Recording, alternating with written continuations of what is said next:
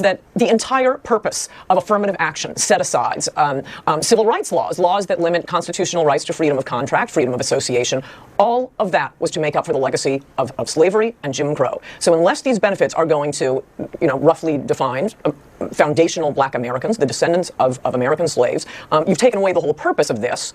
And that is exactly what's happened once we got this huge load of immigrants. Now, a Thai who arrived on Wednesday will get an advantage applying to college, applying to corporations over a heterosexual white male in particular. That's the biggest hate group. But any white American. And all of the civil rights laws have been, and affirmative action and so on, have been twisted into just anti-white hatred and open, egregious discrimination. So to make the point that Kamala isn't a foundational black American. I'm always pointing out to black people, hey, have you noticed Indians are getting all the good diversity jobs?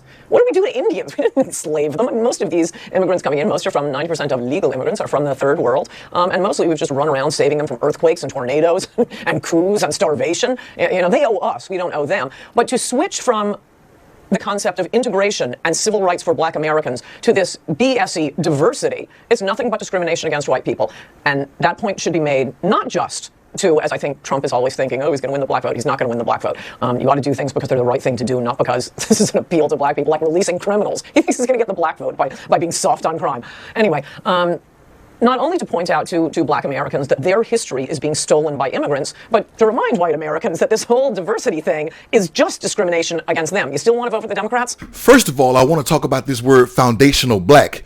What does that mean to you?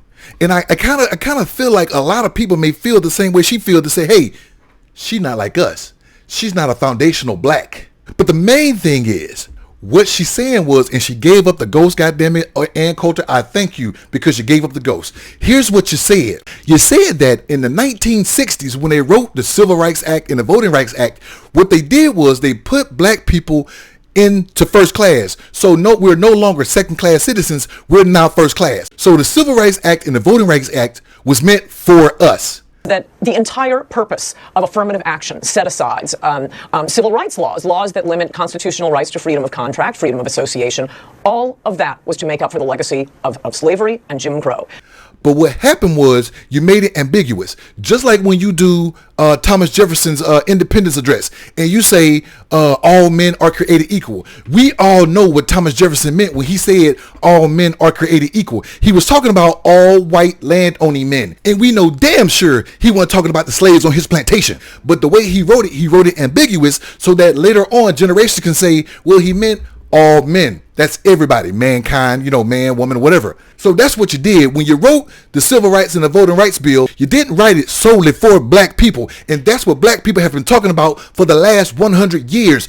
Give us something that's solely for us. When Joe Biden went and did that Asian hate crime bill, where is the black hate crime bill? That's what we're talking about. So anyway, we're going to hire black people, but you made it ambiguous so that it can be anybody. So what you did was you put Asian Americans, you put half Asians, half whites, half blacks, half Jamaicans, half others, Latino, others, and you did not put what you said was traditional blacks in those jobs. So then 50, 60 years go by, you've sidelined Shaniqua and Craig, and you've put in Amber and Tiffany, you've put in all the people that you wanted to put in because they met diversity.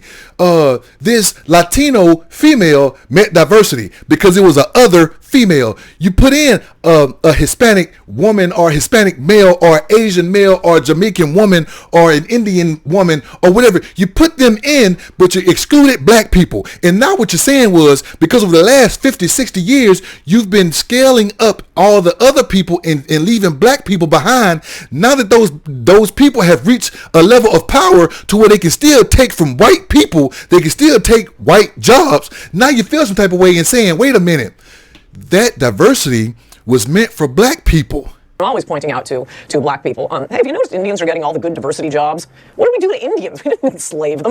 Who put those people in those positions? You did. You did.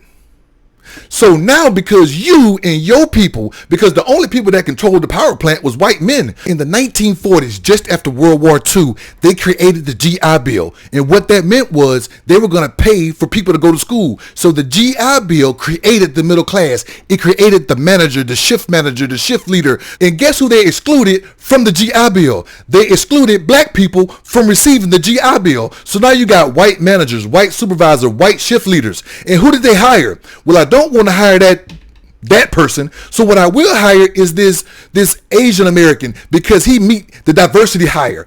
That Indian woman, she meets the diversity higher. So a lot of people had the code switch. If you got a person that was mixed race and other American, I can put that person in, and I won't have to put a descendant of slave in that position. And then when those people reach a certain level of authority, now you're getting mad that ain't nobody that's black is in those positions. And you're coming to us and saying, wait a minute, black people, that job was supposed to be yours. And the beautiful part about this is now you're screaming reverse racism because now you can't get the job. When did racism against white people become okay?